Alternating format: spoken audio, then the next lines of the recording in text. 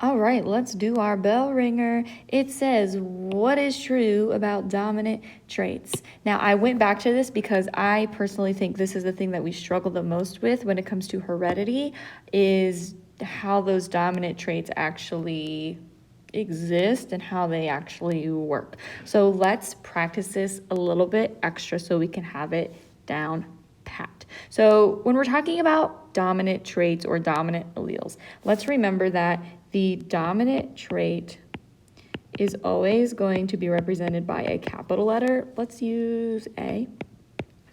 And the recessive is going to be a lowercase letter. So a lowercase a. Now, the single letters represent alleles, right? So we have alleles or different versions for each trait. So let's just pick a random one. Let's say I want to talk about, let's say like hair texture. So let's pretend the dominant trait is curly hair. And in this case, the recessive version of the trait is straight hair. So for each trait, you are going to have two alleles because when you were born, you were passed down one allele from the father and one allele from the mother. So there are different combinations of alleles you can have. So you can have a capital A from one parent and a capital A from the other. You could have a capital A from one parent and a lowercase a from the other, or you could have two lowercase a's. So like let's pretend in this case you got a capital A from the father and a lowercase a from the mother, and that's where they came from. So your two alleles are going to combine, and that forms what is your genotype. Absolutely. So your genotype is what actually determines what trait you are going to have, because the way those two alleles interact with each other is what's going to determine what trait we are actually going to see. It's going to determine whether we see curly hair on you or straighter hair on you. So for example, what we're going to do, let's break it down even further.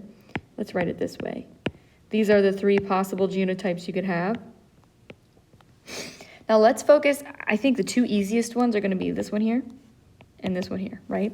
So if you have two dominant alleles, we've got a dominant and a dominant, two capital letters, which we know is called homozygous dominant because homo means same, and there's two dominant alleles.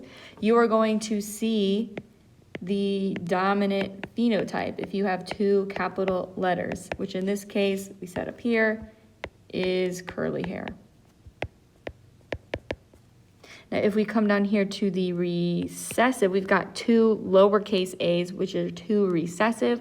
I think that's easy for us to recognize that that is going to be the recessive phenotype because we have two lowercase letters, which in this case is straight hair. And again, this is homozygous recessive because remember, homo means same.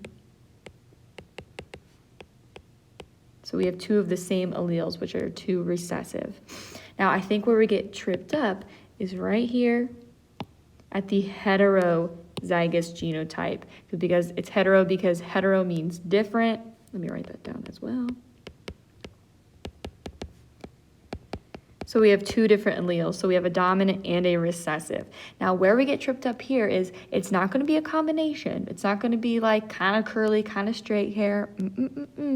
What it's going to be is when we have just one dominant allele, it doesn't matter if we have just one or two, that dominant allele is going to do exactly what it sounds like it's going to do. It's going to dominate or take over that recessive allele. So the recessive allele, let's pretend it's like kind of terrified of the dominant allele because it's so much bigger than it is. It sees that capital A and it's like, oh, I'm not going to say a word. You can do all the talking. You've got it from here, right? So this dominant allele, as long as there's just one capital letter, that's what we're going to see. So here we're also going to see the dominant, which is curly. The only time you're ever going to see that recessive shine is if there's no big, bad capital A, because again, it's kind of afraid of the dominant allele. It only speaks up when there isn't one around. It's kind of shy. So one key thing I want us to know is the recessive allele doesn't go away just because that dominant allele is there. It's just silent. It stays silent. It's present. It's just not going to say a word. So remembering all that good stuff, let's go back up here to our answers and figure out what is actually true about those dominant traits. So choice A says that dominant traits are unable to be passed on to offspring. Now, come on now, we know that isn't true because we pass down random alleles. Like in this case, the capital A came from the father, so we know that that was passed down to the offspring. So dominant and recessive alleles also are able to be passed down, so not going to be A. B says dominant traits take longer to be expressed than recessive alleles.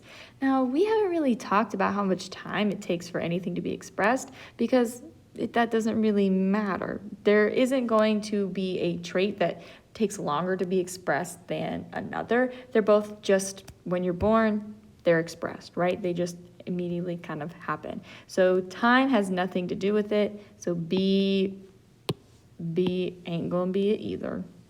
Sorry to you, B. C says dominant traits will replace recessive traits in an organism over time. Again, there's that thing about time. Time doesn't really have anything to do with the traits. And like we said, the dominant trait doesn't replace the recessive allele. Like just because the capital A comes doesn't mean that little a goes away. It's always going to be there. Even when you are an old man or old lady, you're still going to have that recessive allele. You just never see it expressed if that capital A is there. So again, the keyword here, replace, not so much. That's not going to be our answer. So that leaves us with D, but what does D even say? It says dominant traits will be expressed if one dominant allele is present, which again, we just said, as long as you have just one dominant allele there, you're going to see that dominant phenotype be expressed or that dominant trait be expressed. So absolutely, I love choice D. That is absolutely the case.